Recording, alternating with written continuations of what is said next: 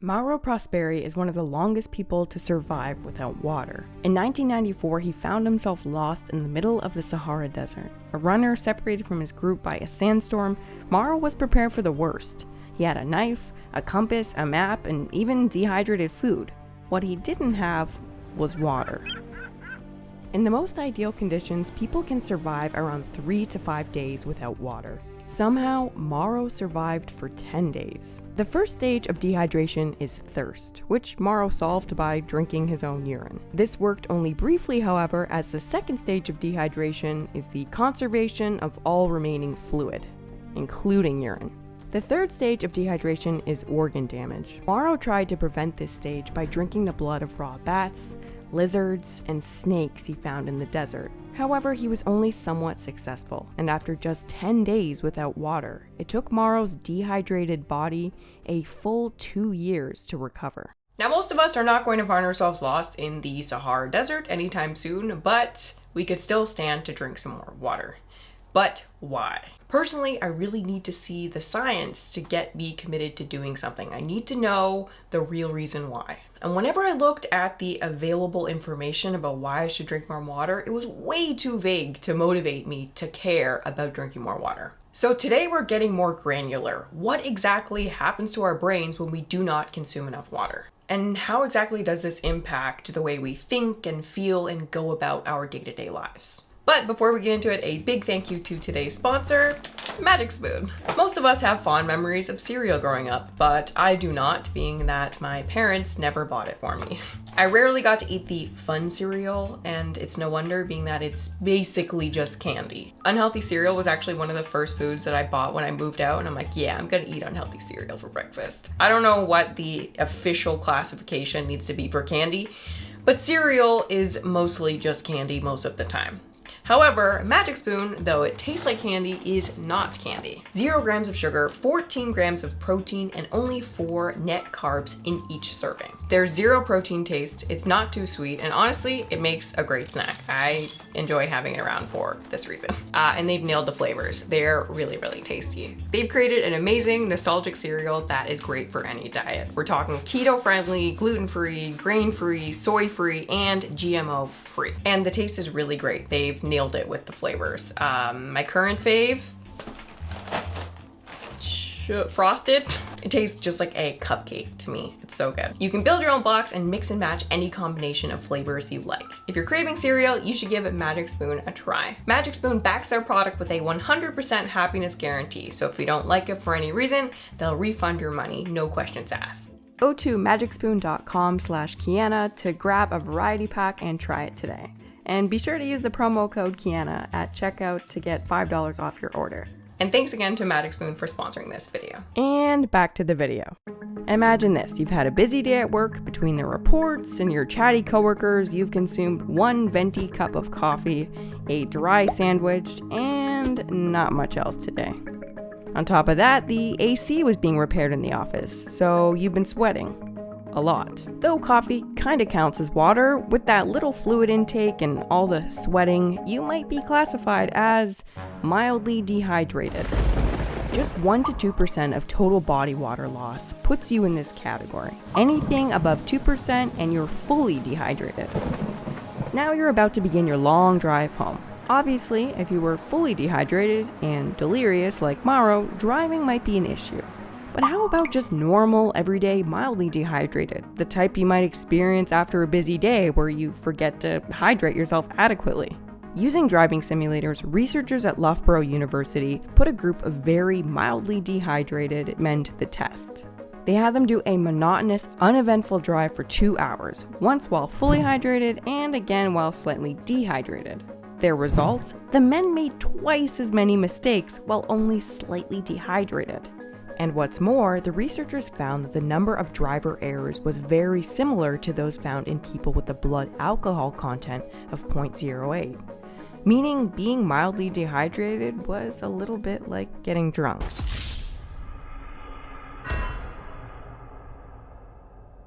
Study after study demonstrates cognitive impairment in people experiencing very low levels of dehydration. And obviously that's related to the way our brain is functioning, but I feel that it's still far too vague. So first off, the definition of cognition. Cognition includes all mental processes allowing humans to perceive, think, and remember, but also feel emotions and exert control over their environment. Brain scans and studies have found many impairments related to two key areas of our cognition when we're mildly dehydrated. First, our mood state, such as feelings and emotions, and our perception of those feelings. Second, our overall cognitive function. In other words, how well someone uses their judgment, memory, reasoning, and attention skills. As an example, in one study, children given a glass of water performed significantly better on a whack-a-mole-esque game, suggesting their brains were better at honing in on the most relevant information and acting on that information with speed and accuracy.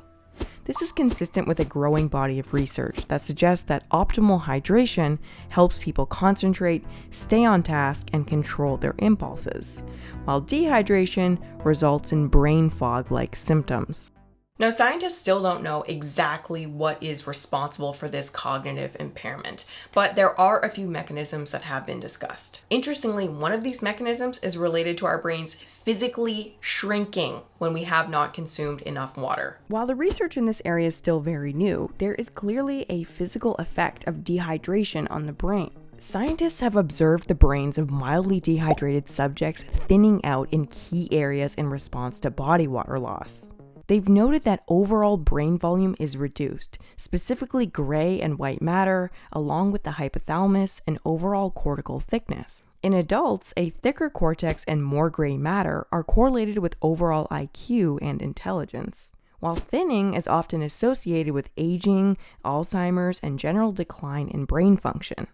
But not to worry, as brain volume returns quickly once you've had enough to drink, and these are just associations. Again, it's still not clear what a dehydrated, shrunken brain translates to exactly, but I think that certainly provides some clarity as to why the brain would not be working quite as well as normal. A shrunken brain, for me, was the motivating fact that I was looking for to get me to drink more water. Now, I really did not want to put this stat in the video, being that it's so cliche and we all already know it, but now I kind of have to say this next part, so here it is. We all know that our bodies are made up of 60% water, but did you know that your brain is made up of about 73 to 75% water? I tell you this to illustrate that our brains are really in a unique position to be impaired by dehydration.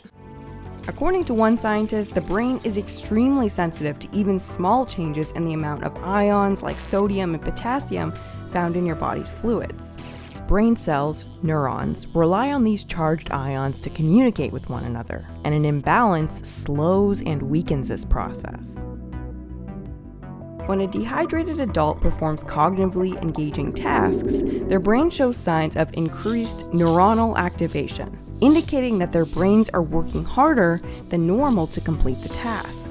And this doesn't go unnoticed. Studies show that people perceive mental tasks to be much more difficult than they actually are when mildly dehydrated. But there's more, much more. Research has also shown that dehydration can impact blood flow to some areas of the brain. This decreased blood flow makes sense. Dehydration causes our blood to thicken. Blood should have the consistency of wine, but it can quickly become almost like ketchup the more dehydrated we are.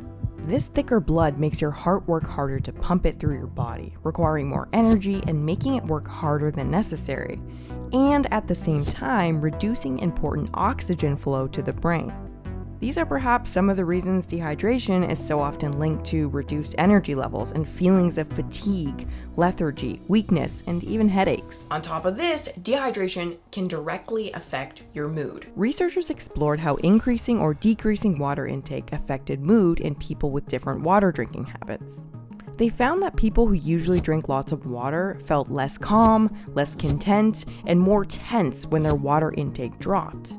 And when participants' water intake was increased, people in the study felt more happiness, no matter how much water they normally drank.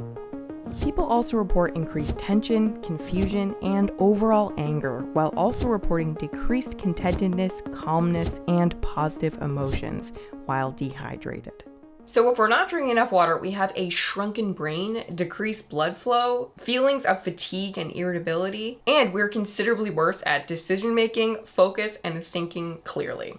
I cannot think of an easier thing we can do to improve our day-to-day lives than just drink enough water. Like, what an easy fix for literally everything. And who knows how many bad moods are to blame on just not drinking enough water. If you made it this far, let me know in the comments if you found this information motivating. I know I have. I feel like knowing how it impacts literally my day-to-day life is the most motivation I can ever need to commit to drinking enough water. Also, the shrunken brain thing is pretty messed up. So also, I released a new video probably yesterday or the day before. If you haven't seen it yet, check it out. I also have another one coming next week, so look out for that. And if you haven't already seen, we have a subreddit now, so go and check it out.